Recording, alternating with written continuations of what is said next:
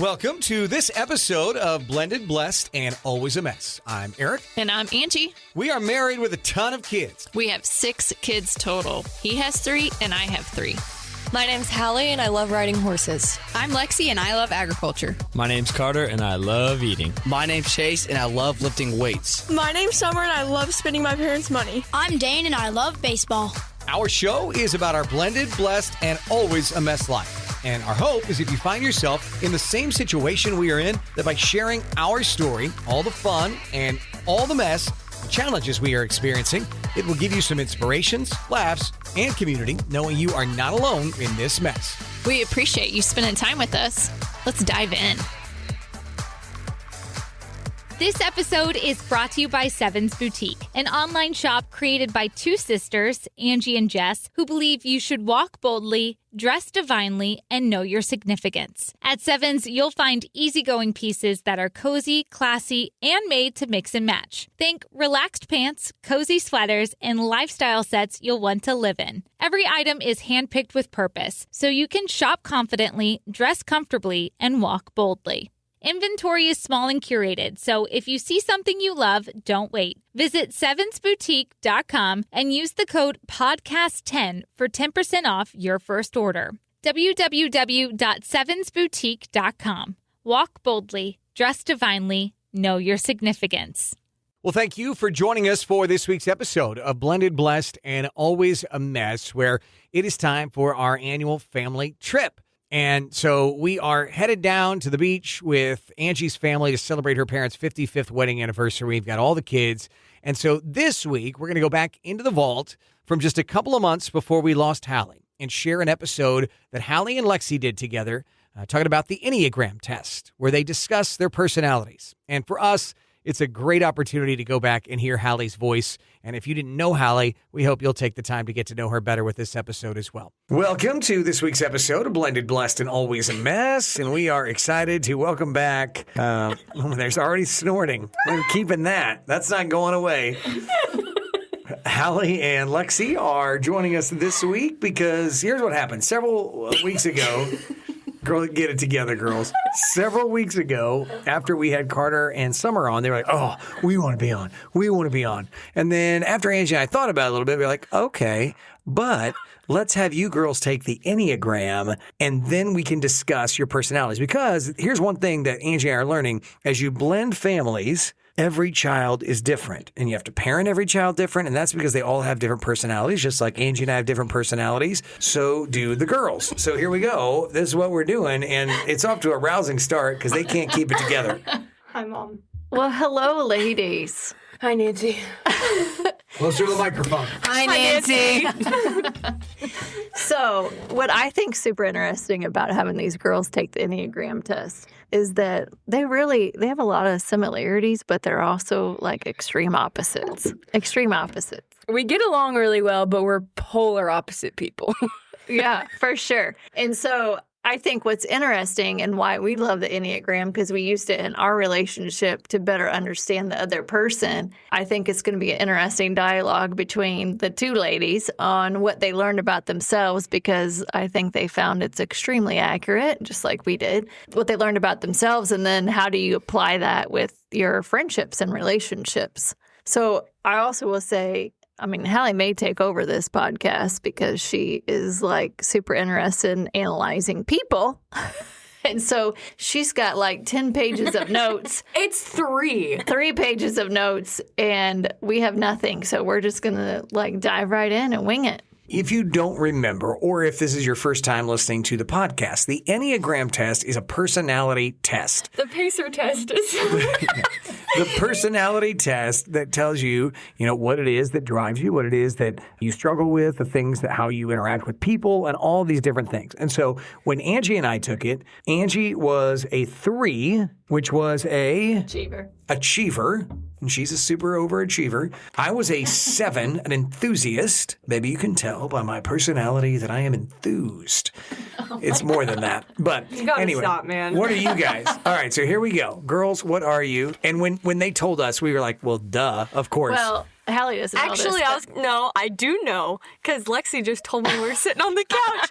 She said, actually, I have something to tell you.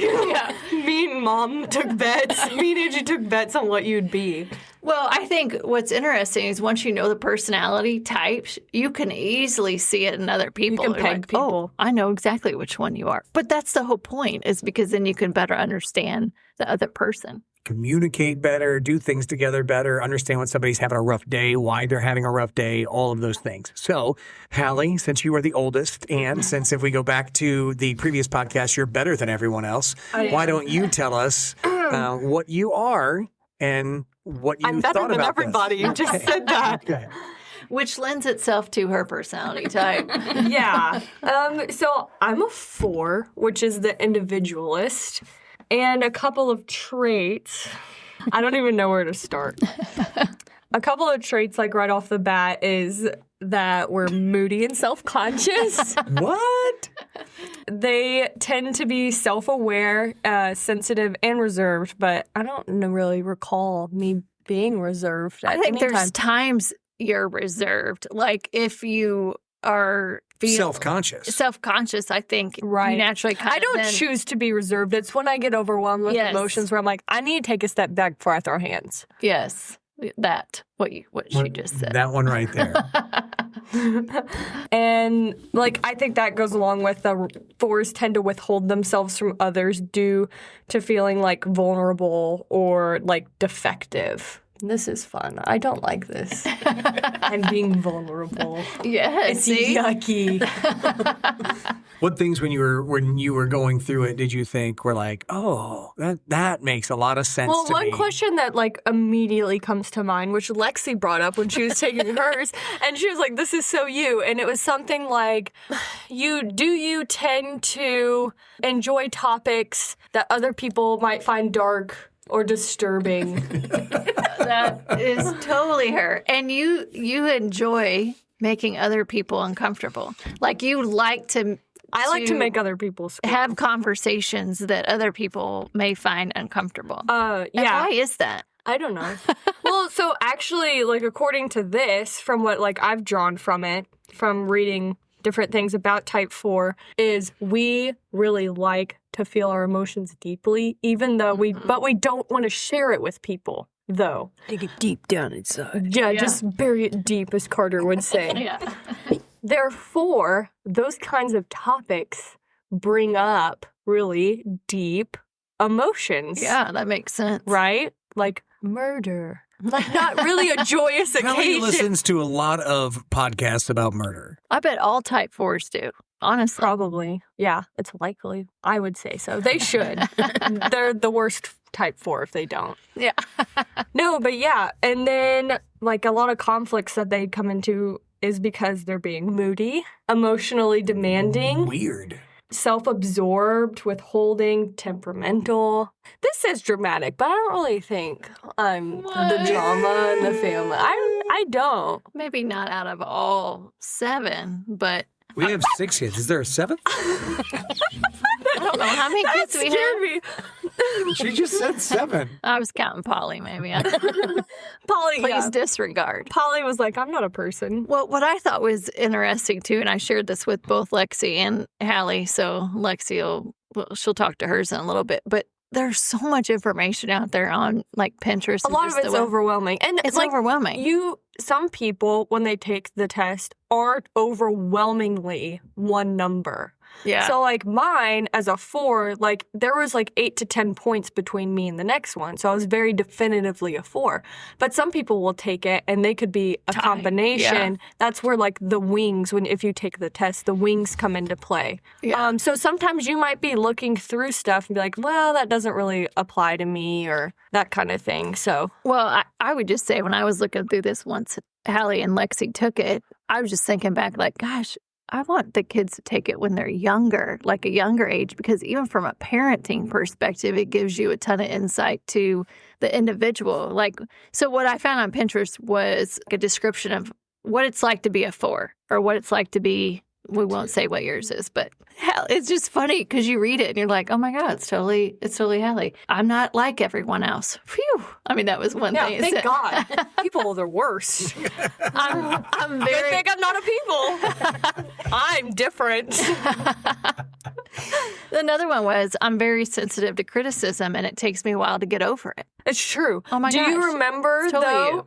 I don't know, a couple years ago, like when I was going to be a freshman in college, you were telling me all these things. I'm like, God, I know, Mom. You don't have to tell me a million times. But now that I'm down the road, I'm like, hey, Mom, I did this and I did this. And it was stuff that you were telling me years ago. Yeah. But I didn't want to take it at that time. Right. It took me a second to process it and internalize it, which is really hard for a 4 to share with the group.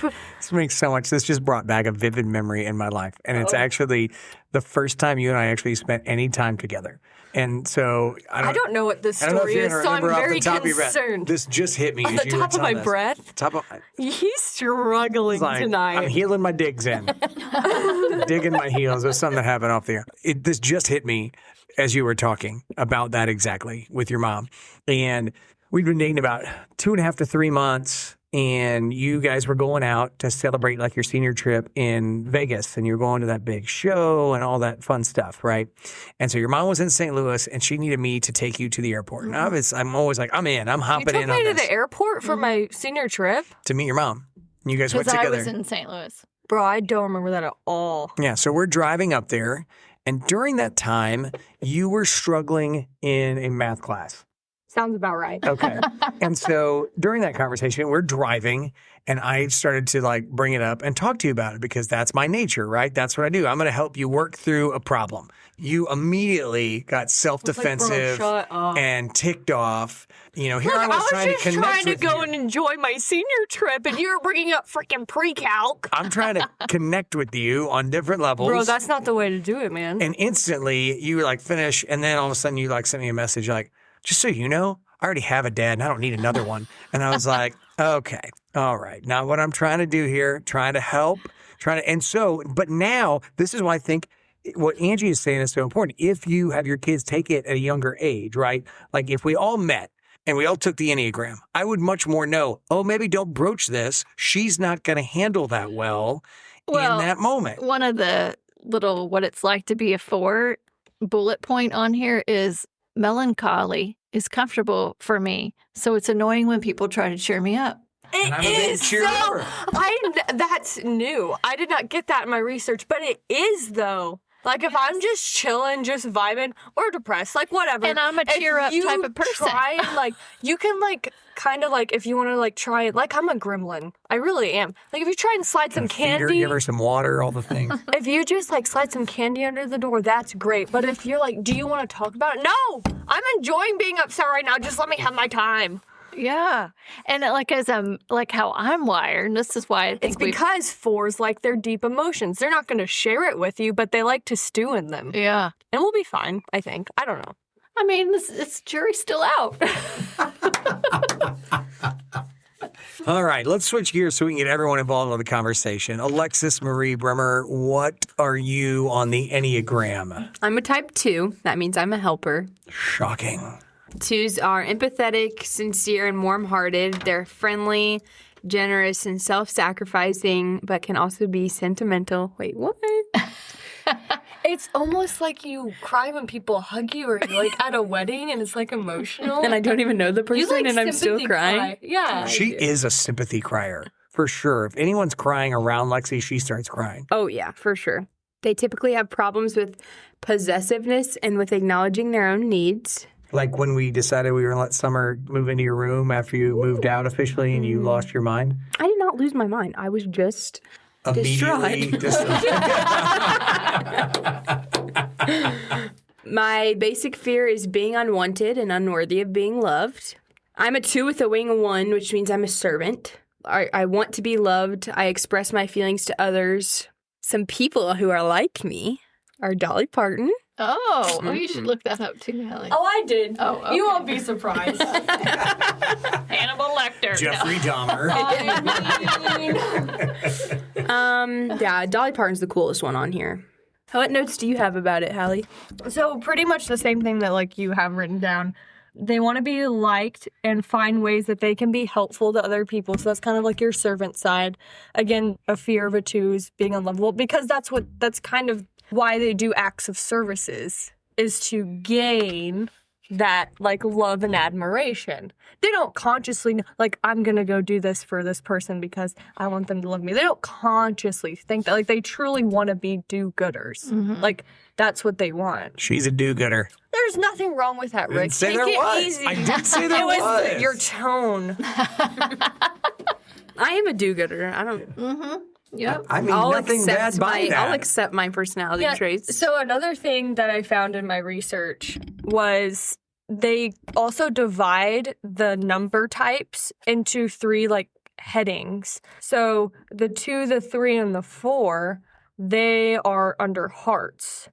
So 2 is a giver, 3 is an achiever, 4 is an individualist. So me and Lexi are actually under the same heading. And me. I'm in there too. And Mom. I'm a 3. So we're all hearts. The hearts generally put their emotions first type of people. When they approach a problem, when a problem arises, what they check first is their emotions. That's where they go to first. That's why it's hearts. They connect with people on an empathetic level, not based on like, oh, we have this, you're at the same IQ as me, or you give me this gut reaction. It's like via empathy. That's why a lot of times do you conversate with somebody and you find yourself sharing stories with each other. That's because that's how you connect. You're like, oh, I can connect with this person via this story because of how I feel. Another thing is they make sense of the world based on their feelings about it. So like if you're in a situation or there's some big event happening in the world, the first thing that you're going to do is be like, oh, well, how do I feel? What are my emotions? And you value emotional support even though 4s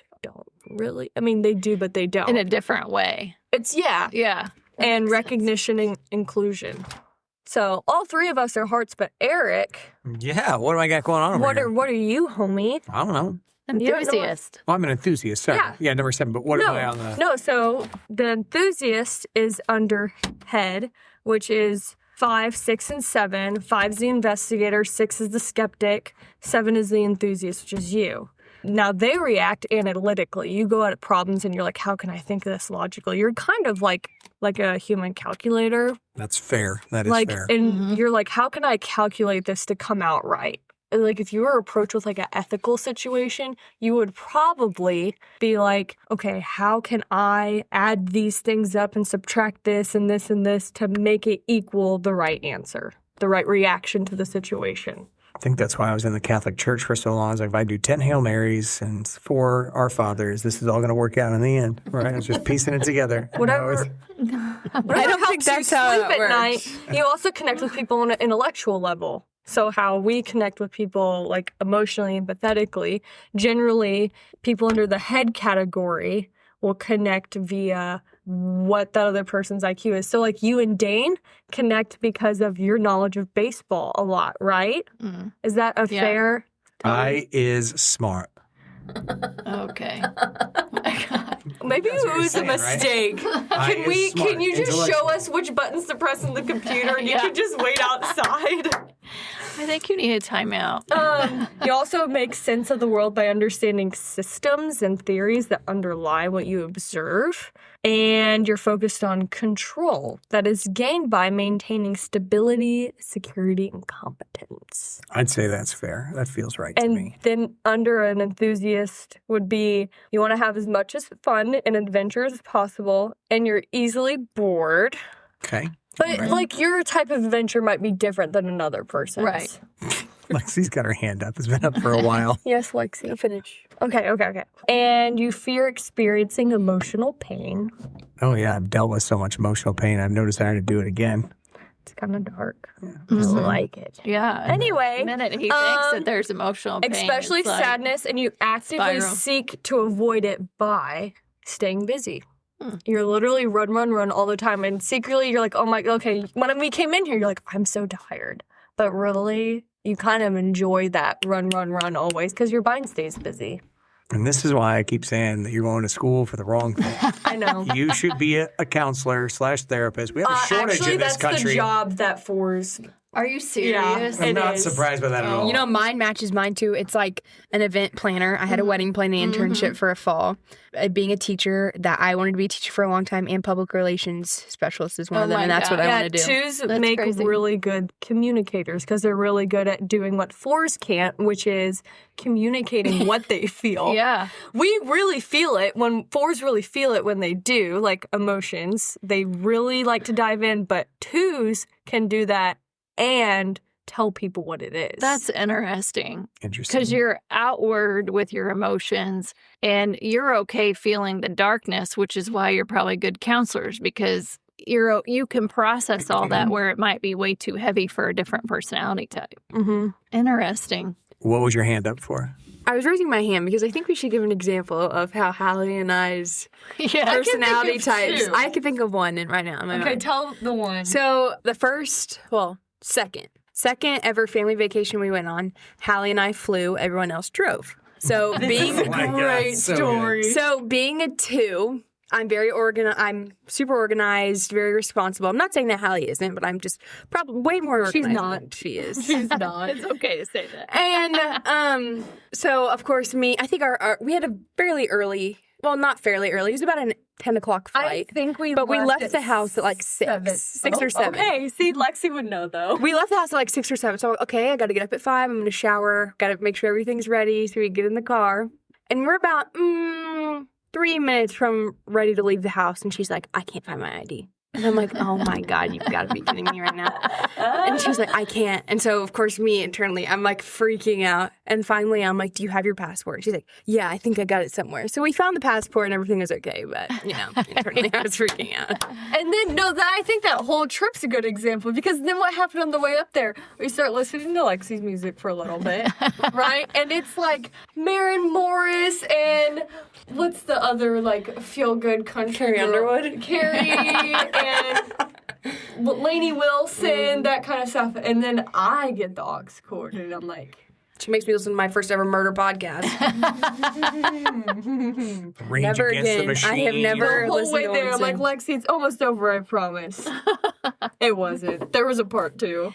What do you got? I mean, how do you take that information? Like, how do you apply it now that you know your personality Between types? the both of us, I don't think I can really tell you that it would help me and Lexi together because I feel like we already know each get other. along so well. I don't know. Lex, do you have anything? I think it just helps us understand each other better. Mm-hmm. Like, I don't know that there's much... Like, it may not change the way you interact, but then it's also like, there's a deeper understanding. Right. More empathy, more grace with each other because you understand where the other person is coming from. For sure. And obviously, you already a lot of empathy as a number 2. Right, yeah. Yeah. Which, actually, having empathy is like one of the number one things that employers are looking for, in case anyone was wondering. Are you trying to sell yourself?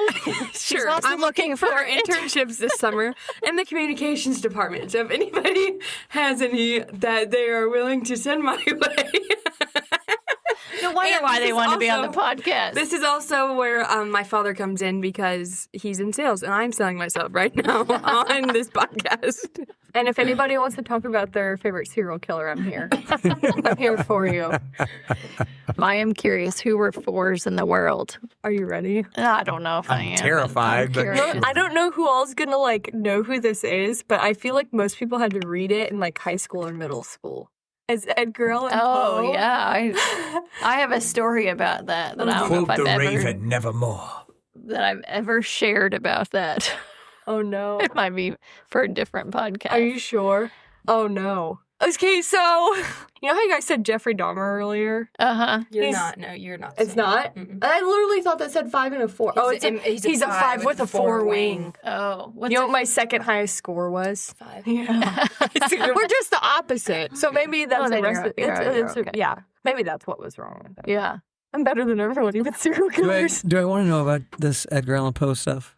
Well, no, I will never forget who Edgar Allan Poe is. So, yes, you're correct. We all had to read that. in school. And at the time, what grade would that have been? Like We were 6th, 7th we were grade, in maybe? like seventh grade I think when we seventh. read it. We read the one with the heart underneath the floor. Yes, He was a those. total schizo. Yes. Love So we were reading that book. You'll get a kick out of this, Hallie and Lexi. But we were reading that book, and I was talking about it at home. And my mom was like, oh my gosh, what are you guys reading in school? Because, I mean, it's basically this guy was a murderer, right? And he, like, had someone under his floor. Isn't that what it was? And you could hear the heart beating. So mom's super protective over kind of what information we consumed back in the day and was very upset that we were reading that. And so she talked to the school about it. That would be grainy. Oh, no. How it was handled, though, was not appropriate. But she talked to the school about it. And basically, the next day in class, the teacher comes in and says, we can no longer read this book because a parent complained and made a huge deal about it. Alice. And I remember being completely mortified, like, oh, God, please no one find out that it was Really? my mom that was the one that complained. That's interesting that you... I'll never forget. Like, it is ingrained in my brain, Edgar Allan Poe, because of that. Remind me what your personality type is again? Yes, fear of failure, fear of people. Your public image. Yes. I Yes, just want to point totally. out that I'm really glad Alice did that. And then when you got home the next day, she did let you watch The Young and the Restless, correct? Because that was... Because this is about me and Lexi, you know. Yes, turn the tables. And we're 2 and 4. I looked up on the Enneagram Institute the compatibility of 2 and 4's relationships. Love it. Let's hear it. So, just a little bits and pieces out of this. Bits and pizzas. Bits and pieces. Well, listen, Mom's hungry. making breakfast pizza for dinner. I am. I have pizza on the brain. It says this can be a very warm, even passionate relationship as long as they continue to share their feelings openly together. There you go. Both are seeking warmth and connection. That's why she likes to snuggle with me. I do love a good snuggle. They can be good medicine for each other. 2s are warm and outgoing, thoughtful, considerate, and generous, and encouraging. And 4s are not. No, I'm kidding. I just made that up. And 2s are also practical, action-oriented, willing to pitch in where needed and do the things that need to be done, no matter how unpleasant or unglamorous. To this mix, 4s bring creativity, a sense of humor, obviously, it was so funny, and a willingness to laugh at human foibles. Do you want me to look up what that means for you? Hey. When Lexi was taking her test and we were on the couch, she was like, hey, I have the worst vocabulary for an almost 20-year-old in the history of vocabulary, I think. It's really bad. I was like, hey, Hallie, what does austerity mean? Which, granted, that's a hard word. No, but in your defense, Yeah. I couldn't answer it. I did have to look it up. But we have always said that we feel like the two of you are a great balance. Like, you balance each other out because you're opposites in a lot of ways, but it's a great blend. I mean, we shared a room for a summer and had no issues. Yeah. I mean, looking back on it, I don't think we ever really had any I don't think problems. so either. And that's very unheard of for 2 girls that are a year in age difference to not have any significant problems when sharing a bedroom, a bed for a whole summer. It was a king-size bed, although you guys made it feel like it was smaller because No, Hallie was made it cuddling feel like all it up was on you. smaller. You were like did not. 18 and 19 years old and had no problems. It was impressive. I would, let's just say, I like to cuddle. We'll leave it at that. So the king-size bed they shared seemed smaller is what we're going with that. Okay, so now I want to ask you this question. Now that you've taken the Enneagram and you're looking at like us or you're looking at other siblings or boyfriends, what are you looking at people and you're thinking as you're doing it because you've done this? Well, I was actually just looking at this because I'm pretty sure that my boyfriend Carson is a 9. I had him take it not that long ago, and I'm pretty sure. And it on the website, it gives like relationship advice. I don't know if that's what you call it, like based on your types. And it says we work well together, blah, blah, blah. But then it comes into like potential trouble spots. Mm-hmm. And one of them is, yet one of the parties will have to wear the pants, taking charge and making decisions. We're both so bad at making decisions like together. Well, I wouldn't say so bad, but like just going out to dinner. He'll be like, where are you going? I'm like, I don't care, you pick. Yeah. No, it's your turn. I have a tip. I bet it's have a Texas tip. Roadhouse. Hey, Texas Roadhouse is the No, best. I have a tip for him. Life hack for men with women who can't figure out where they want to eat, because that's usually me. Say, guess where I'm taking you to eat for dinner. And wherever they guess, take them there. Oh. Right? Like, That's a Lexi, great guess where we're idea. going Carson for listens dinner. to the podcast, so There you you go, just keep Carson. that in mind. And just be like, where are we going for dinner? And Lexi would be like, Chick-fil-A. And then he's like, that's where we're going. How'd you know? That's pretty funny. Hallie, what'd you learn from this? Chase is a 4. Is he really? I think so. I mean, they're pretty much identical. So Yeah. Chase is her brother, not her boyfriend, by the way. No, but like, me and Chase have been hanging out a lot. I do want to share that me and Chase have been hanging out a lot, and it's been so fun. We're the same person. we've been proud of you, and we know you're the same person. Mm-hmm. We've called that for a while. And I love it. I love to see like the kids when they get older and then they start seeing each other as friends. Although, Summer, when you listen to this, my feelings are very hurt that you didn't want to come stay at my house. She ditched me for her bestie, so she sees it all well, the she time. did have a large group of girls. FOMO. I don't care. She's got FOMO. I have Just FOMO like too, Nancy. actually, Yeah. too. I mean, I think is just a takeaway for us too.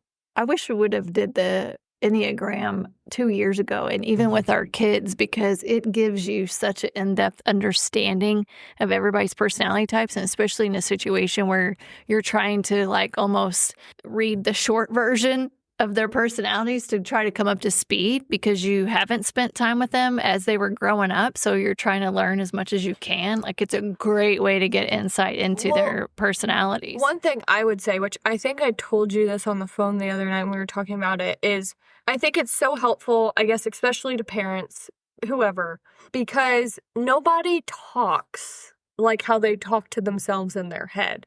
Right? Like, I'm not going to go up to, I'm introduced to somebody new. Oh, you're George. Hi, I'm Hallie. I'm an individualist 4, and I feel my feelings really hard, but I'm not going to share them with anybody. But, like, you don't, Right. People don't talk like that. And you're constantly just, like, thinking that people can read you and they can't. You know what I took from that? How many Georges do you know? George is my go-to name for people. Isn't that what I said my fish's name was? Yes. No, it was, Yeah. no. It wasn't. It wasn't George. It was like, Hey, Hallie, what do you call a fish with no fins? Gerald. It's Gerald. This goes back to being a 4, I guess. That's relatable to a 4, I think. I don't know. When I was little, I had a goldfish. I blame this on my Aunt Jessie to this day. I guess I'm throwing her under the bus. Oh, well. I had a goldfish. His name was Gerald. And how old was I? Like 2 or 3. Okay. I remember this, I though, which is know. kind of scary that I remember it so well. I had this goldfish, and he was in this clear little tank thing. In the kitchen. In the kitchen, yeah, up on the bar. And my Aunt Jessie was watching TV, probably eating Pop-Tarts. And I pushed over a kitchen chair from the dining room table. And I remember my little baby brain being like, I wonder if it can still swim without its fins. So I pulled him off, and I put him back in the fish bowl. So then And he died. So now tell the thing about how the joke came about. Okay, so we're on vacation and we're looking up dad jokes, I think. Yeah, to tell Grandma, because To tell Grandma because she just was rolling in these jokes that she thinks are so funny that are really not that funny. But and it's okay. Grandma's jokes, or Grandma's laugh is the best. It is. Granny has the best laugh. And so I was, what do you call a fish with no eyes? And it's fish, because you know there's an eye in fish, whatever. And she's And Granny comes up with her own joke that's, what do you call a fish with no fins? Because she's thinking about the time Hallie ripped her fins off her fish and it died. And she starts. I thought she was having a stroke. She couldn't even get the joke out, though. She was laughing so hard. Poor lady. Okay, I think before we're finished, we should try to guess what the Enneagram types of our siblings who haven't taken it are. I agree. Well, you guys are up. Go for it. Well, It's you your think idea. Chase is a It's your 4. idea. Chase is definitely a 4. So let's just start with their 3 headings and let's work through this together. Okay. Okay, so the 3 headings are bodies, heads, hearts. I would say Dane's is heads, just because he's very similar to his father. Our father, I guess we have the same dad. Thanks, something you wanted to Lex. share Thanks with a us. lot. Yeah. No, I would say heads. So that gives it either a 5, 6, or a 7. Yeah. So let's see here. Go ahead and. So the 5 is the investigator. They seek understanding and knowledge and are more comfortable with data rather than people. Their biggest fear is being overwhelmed by their own needs or needs of others. The 6 is the skeptic, preoccupied with security, seeks safety, and like to be prepared for problems. Greatest fear being unprepared and unable to defend themselves from danger. I think that you're probably, Aric, a combination of the 6 and the 7.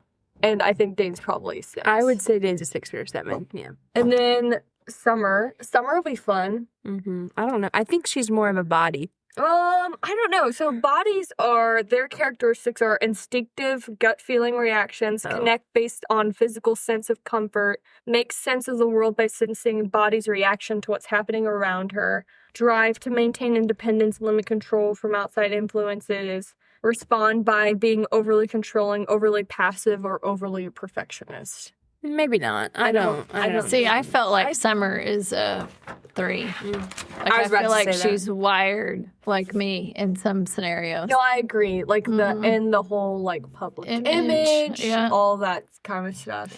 And I almost wonder if Chase is a little bit of a 1 too. It'll be interesting because 1's kind of a perfectionist. Are you going to have them all take it eventually? Oh, I want to, for sure. I think, honestly, like what I would recommend people doing is when their kid graduates, which the real Enneagram test from the Enneagram Institute that we all took, which I really like. It costs money, but it's so good. I think you should take it when they graduate 8th grade, when they graduate high school, when they graduate college. See if it changed. Yeah, people do change some, so sure. What about Carter?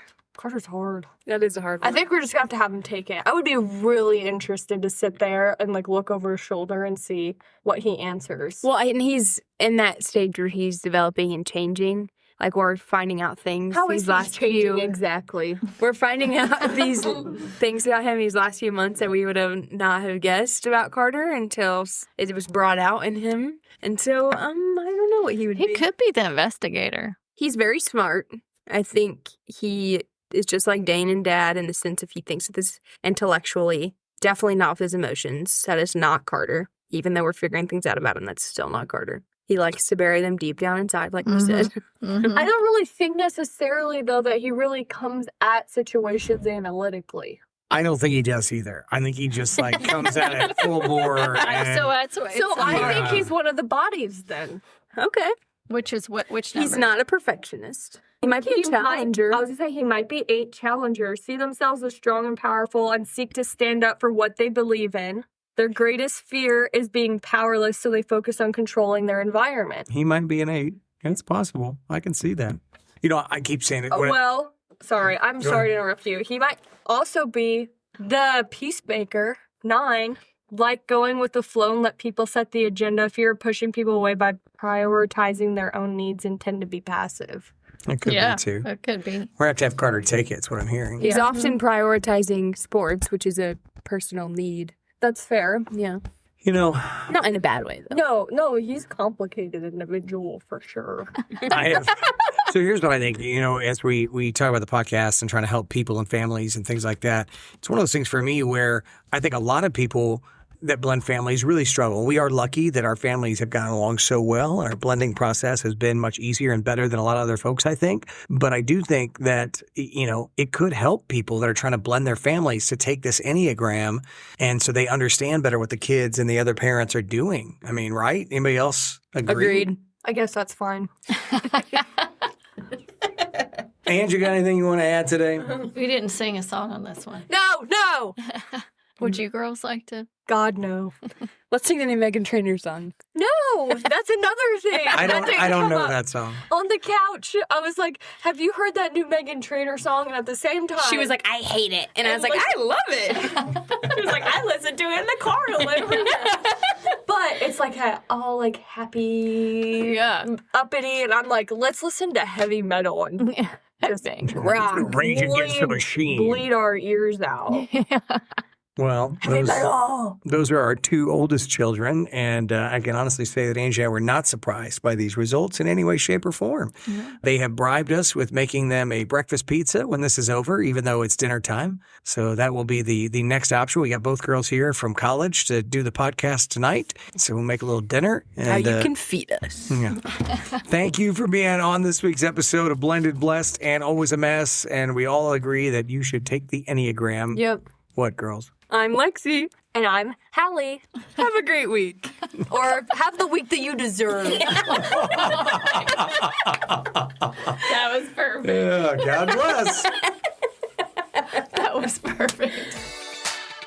Thank you for listening to Blended, Blessed, and Always a Mess. Follow us on Facebook, Instagram, and at blendedblessedalwaysamess.com. Reach out to us on any of our social channels. We would love to hear from you. Have a great week.